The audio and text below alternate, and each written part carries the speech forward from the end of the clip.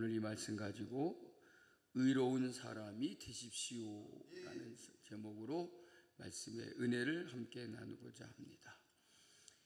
할렐루야. 평안하시기를 간절히 축복합니다. 옆 사람에게 인사하겠습니다. 성도님은 언제나 행복하신 분이십니다. 성도님은 언제나 행복하신 분이십니다. 얼굴이 무척이나 행복해 보입니다. 시편에는 의인과 악인이 이렇게 서로 대조되는 경우가 많이 나오고 있습니다. 당장 시편 1편부터 의인이 누리는 복과 악인이 당할 심판에 대하여 대조적으로 이렇게 우리에게 소개하고 있음을 볼 수가 있습니다. 그래서 악인은 절대로 오래 가지 못한다는 이 말씀 때문에 우리는 악인 때문에 고통을 겪을 때에도 위로와 용기를 얻을 수가 있습니다. 의인과 악인에 대한 성경 말씀을 보면 의인이 당하는 수치는 오히려 하나님의 영광에 더 가까이 나아가는 기회가 되고 축복이 된다는 사실을 우리에게 말씀해 주고 있습니다. 그래서 의인의 내쉬는 한숨도 하나님을 찬양하기 위한 심호흡일 뿐이다 라고 이렇게 여기는 것입니다. 의인이 흘리는 눈물 역시 주님께서 주시는 기쁨의 동산을 가꾸기 위해서 필요한 수분이다 라고 이렇게 말할 수 있습니다. 오늘 우리가 읽은 이 시편 92편도 마찬가지입니다. 이 시편 기자 역시 하나님께서 악인을 심판하시고 의인을 형통케 하실 것을 분명히 믿고 있음을 고백하고 있습니다. 그렇기 때문에 이 시편 92편에서도 지금 현실이 어떠한지는 별로 문제가 될 것이 없다는 것입니다. 설사 우선은 악인이 형통을 누린다고 해도 시인은 절대로 안타깝게 생각하지 않고 있는 것입니다. 그래서 보기에 따라서는 시편 이 92편 시편 기자는 현실에 대해서 아무런 관심이 없는 사람처럼 그렇게 보이기도 합니다. 하지만 이 시편 기자는 악인의 형통함에 대해서 억울해하지 않는 것은 결코 현실에 대한 감각이 떨어지거나 현실에 관심이 없기 때문이 아니다는 것입니다. 그것은 바로 하나님께서 반드시 그 악인들을 심판하실 것이라는 사실을 그만큼 분명하게 믿고 있고, 악인들은 오래가지 못할 것이고 하나님은 반드시 의인을 구원하여 주실 것이다라고 하는 확신을 가지고 있기 때문이라는 것입니다. 그래서 실제로 7절 말씀에 보면 악인들은 풀같이 자라고 악을 행하는 자들은 다 흥왕할지라도 영원히 멸망하리이다 라고 이렇게 말하고 있어요.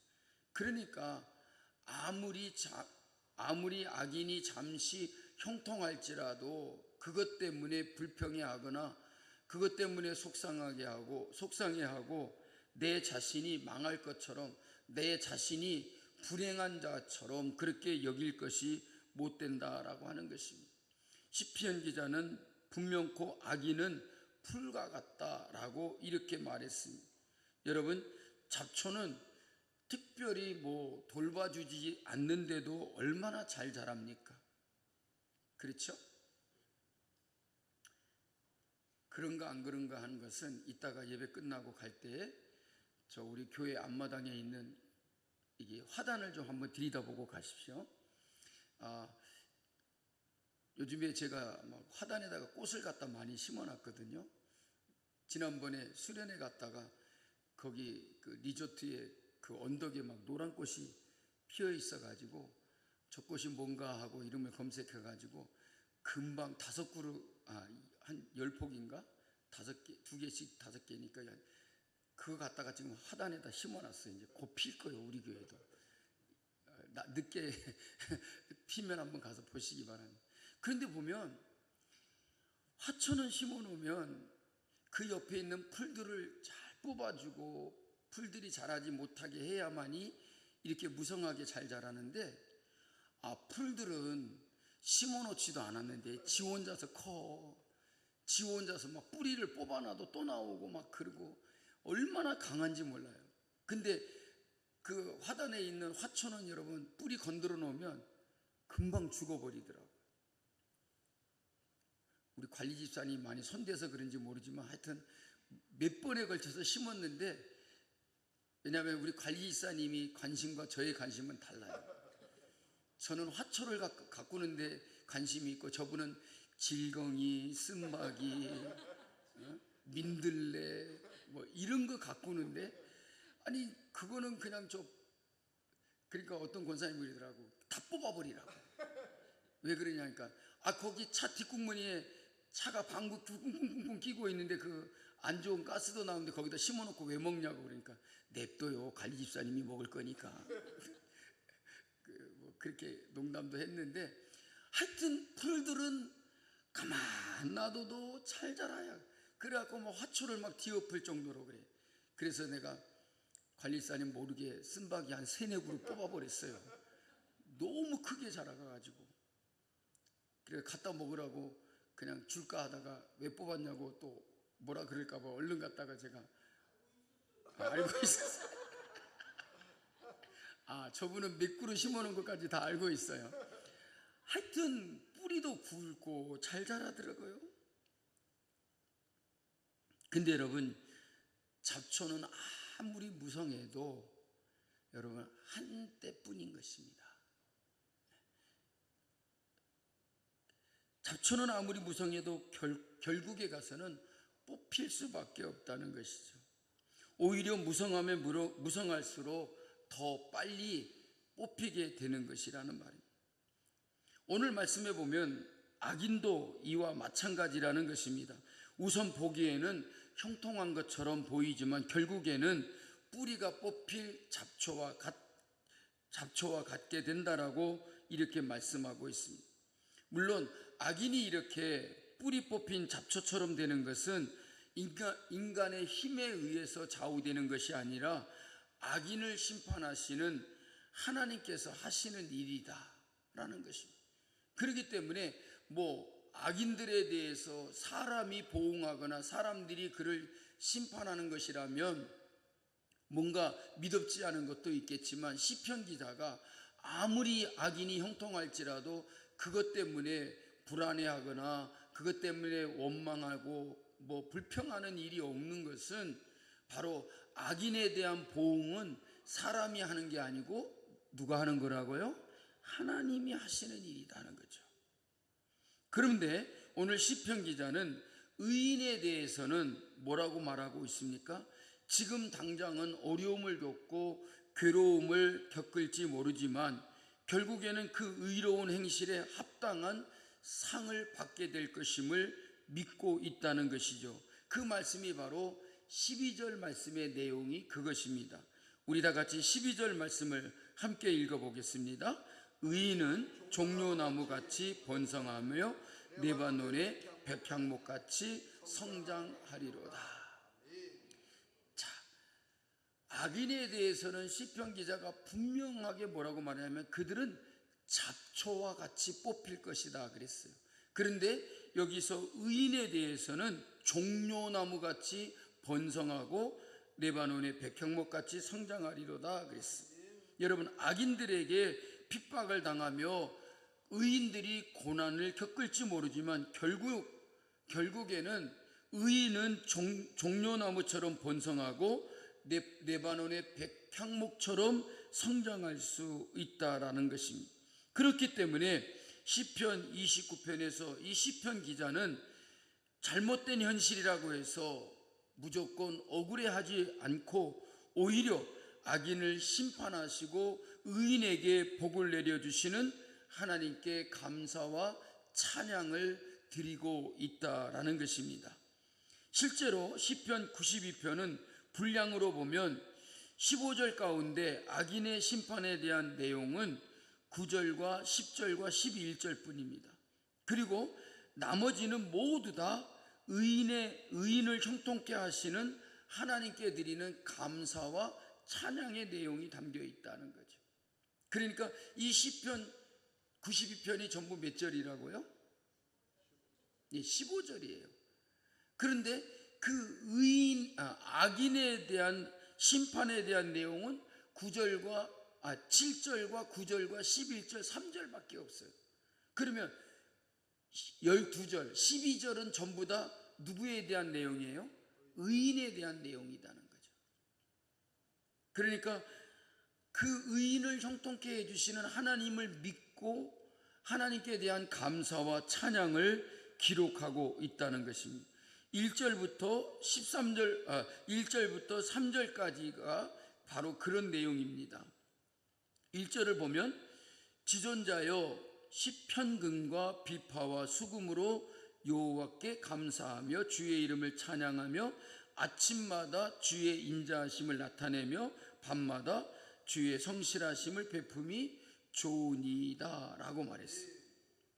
여러분, 그런데 우선 당장 우리가 처해 있는 현실을 놓고 본다면 우리 역시 여러분 하나님께 매일같이 이런 감사와 찬양을 드리는 것이 어려울 때가 더 많을 것 같습니다. 왜냐하면 그만큼 우리가 살고 있는 현실에는 정말 하나님 앞에 감사드리고 찬양하고픈 그런 마음이 드는 일들이 썩 그렇게 많지 않다는 것입니다. 한마디로 말하면 우리가 살고 있는 현실에는 불의한 일들이 너무나 많기 때문이라는 것입니다. 하지만 개인이든지 집단이든지 지금까지 우리들의 삶을 돌아보면 어떻습니까? 결국 하나님은 우리 가운데 드리워져 있는 모든 불의와 잘못을 그야말로 잡초를 뽑아버리는 것처럼 그 모든 것들을 뿌리채 하나님이 뽑아주신다는 것이죠. 분명코 악인이 심판을 견디지 못하리라 그랬어요. 하나님은 악인들에 대해서는 반드시 보응하시고 심판하시되 잡초를 뿌리채 뽑는 것처럼 그렇게 뽑아주신다는 것입니다. 그러므로 우리는 언제나 이런 하나님의 섭리와 하나님의 역사를 바라볼 수 있어야 할 것이라는 말입니다. 오늘 시편 이 92편의 시편 기자도 막다른 모든 현실의 내용들을 보면 어려움과 고통과 괴로움을 갖게 하는 일들이 많았지만 그럼에도 불구하고 늘 하나님을 바라볼 수 있었던 것은 하나님은 반드시 의인을 지키시고 보호해 주시고 악한 자들에 대해서 반드시 보응하시며 심판하실 것을 믿었기 때문이라는 것이죠. 여러분, 우리는 우리의 현실, 세상에 되어지는 일들 때문에 낙심하고 실망할 것이 아니라 오직 하나님을 바라보고 하나님은 의인을 소송케 하시고 악인들을 잡초를 뽑듯이 뿌리채 뽑아주시는 하나님이심을 믿고 우리는 하나님께 감사하고 하나님을 찬양하는 마음을 가져야 될 줄로 믿습니다. 이런 믿음으로 우리도 역시 시편 이 92편의 시인처럼 하나님을 찬양하고 하나님께 날마다 감사하며 반드시 하나님이 우리를 지켜 보호해 주실 것이다 라고 하는 것을 믿으시기를 주님의 이름으로 축복합니다. 그런 마음을 가지고 4절 5절 말씀을 우리 같이 한번 읽어보겠습니다. 여호와여 주께서 행하실 일로 나를 기쁘게 하셨으니 주의 손이 행하신 일로 말미암아 내가 높이 외치리이다. 여호와여 주께서 행하신 일이 어찌 그리 크신지요 주의 생각이 매우 기쁘시나이다. 아멘. 우리가 보기에는 지금 우리의 현실이 뭔가 이게 불합리하고 뭔가 잘못된 것처럼 여겨지는 그런 일이 있을지라도 여러분, 하나님께서 행하시는 모든 일들이 얼마나 놀라운가라고 하는 것을 오늘 시편 기자는 이렇게 말하고 있는 것입니다. 주께서 행하신 일이 어찌 그리 크신지요. 주의 생각이 매우 깊으시니이다. 그냥 우리는 우리의 눈에 보이는 겉에 드러난 현실만 보고 얘기하지만 여러분, 하나님은 그 모든 속 깊은 것까지 다 들여다보신다는 거죠. 그래서 당장은 의인들이 고통받고 악인들이 형통하는 것 같지만 여러분, 시편 기자는 뭐라고 말합니까? 의인이 무슨 나무와 같다라고요? 종려나무와 같이 번성한다. 그리고 레바논의 백향목과 같이 성장한다 그랬어요. 그래서 오늘 본문의 말씀에서는 의인을 종려나무와 백향목으로 이렇게 비유하고 있는 것입니다. 그러면 우리가 종려나무는 어떤 나무이고 백향목은 어떤 나무인가를 좀 알아봐야 되지 않겠습니까? 이친혜 권사님, 종려나무가 어떤 나무예요? 내가 그걸 어떻게 알아요? 감나무는 알지만 나보고 종려나무가 어떤 나무냐 그러면 우리나라에 있는 나무도 아니고 뭐 그걸 어떻게 알겠냐. 여러분, 종려나무는 흔히 우리가 우리나라에서는 저 제주도 가면 많이 볼 수 있고, 그리고 외국에 여행 가면 우리가 많이 볼 수가 있어요. 이 종려나무는 어떤 나무냐면 야자수예요. 야자수. 해외에 가시면 여러분 야자수를 많이 보았을 거예요. 곱게 뻗어나가는 나무인데 아래쪽에는 여러분 나뭇가지가 하나도 없어요. 맨질맨질하게 그냥 쭉 뻗어 올라가고, 가지는 어디에 있어요? 맨 꼭대기만 이렇게 있어요. 우리 김 목사님이 센스가 있으면 지금 인터넷을 막 뒤져갖고 막 이 종려나무를, 야자수나무를 찾아줄 텐데, 어쨌든 간에 이 그 꼭대기에만 가지 겸 잎이 이렇게 있는 그런 나무입니다. 그런데 그 꼭대기에는 그 열매가 다발로 막 열려요. 이렇게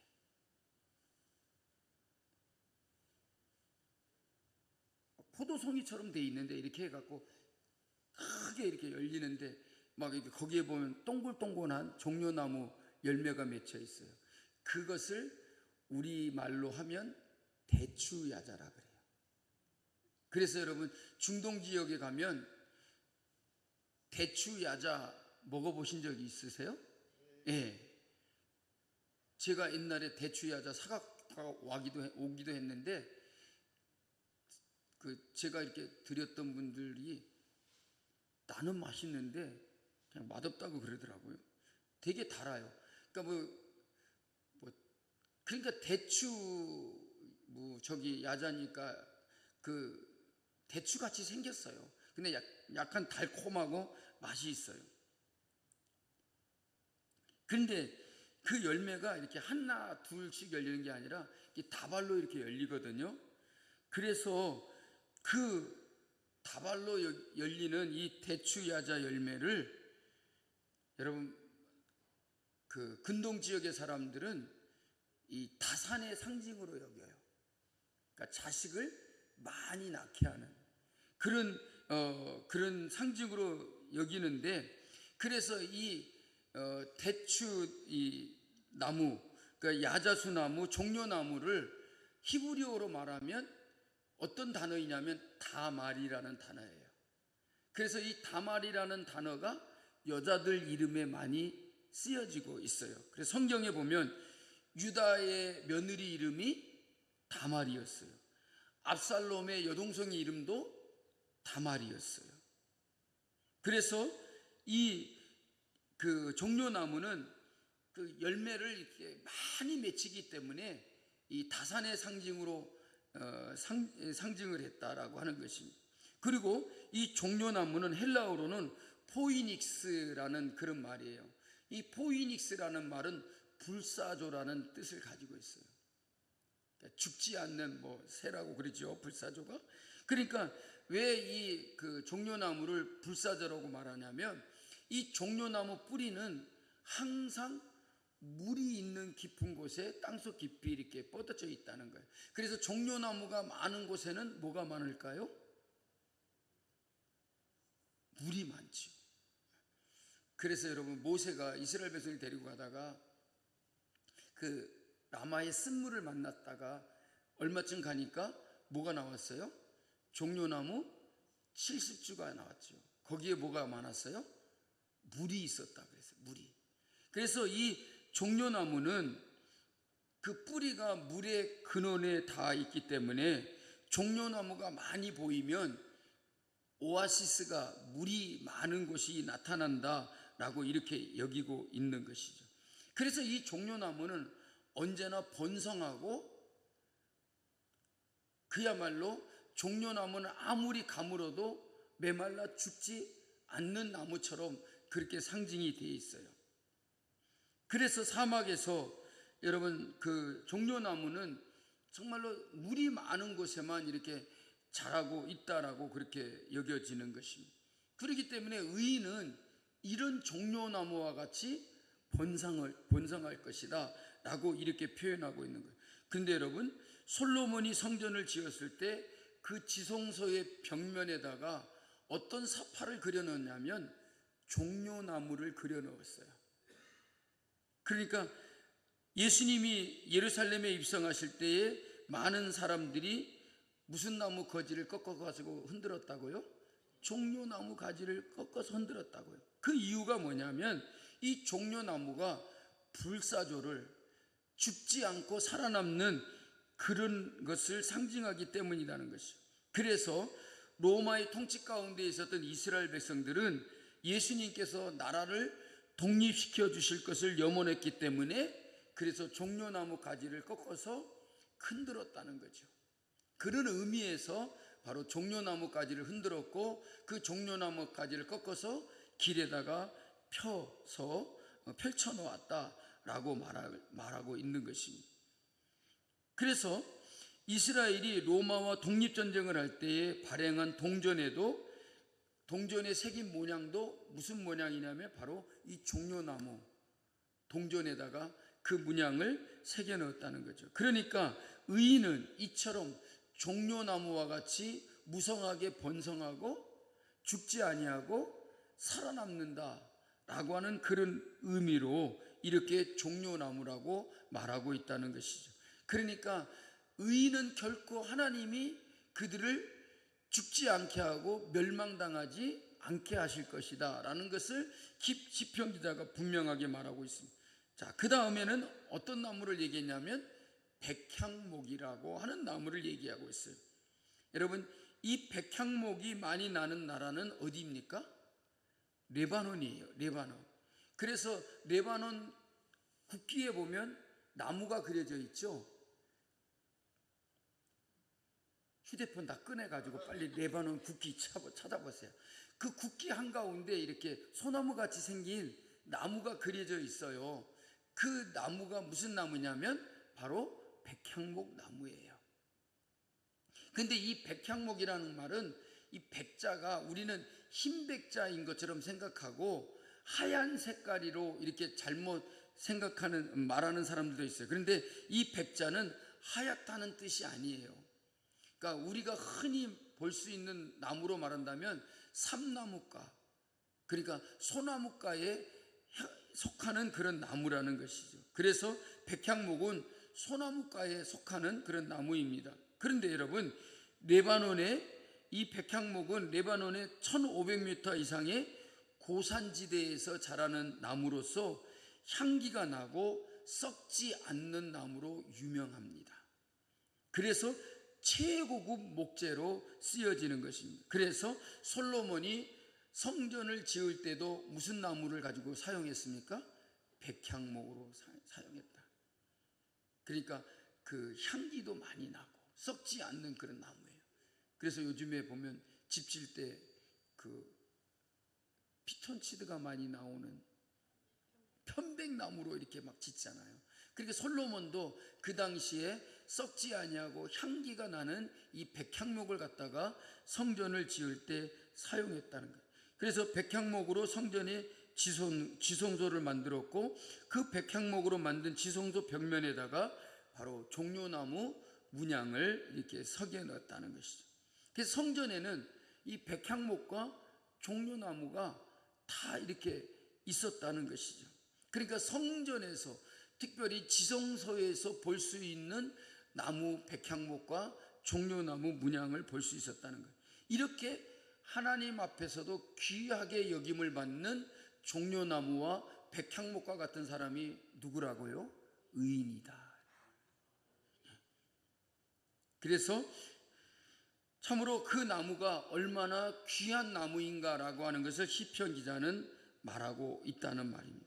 사랑하는 성도 여러분, 오늘 우리는 참으로 하나님 앞에서 우리 자신들이 의인인 것을 언제나 잊지 마시고, 우리는 다 하나님 앞에서 예수 그리스도로 말미암아 의롭다 여기심을 받은 자들이고, 여러분, 이 세상을 살아갈 때 우리는 슬프거나 힘들거나 고달프고 어려움이 있어도 오직 하나님의 백성으로서의 그 믿음을 가지고 그 어려움과 그 모든 고통을 잘 이겨나가고 시련을 이기는 우리가 되어야 될 줄로 믿습니다.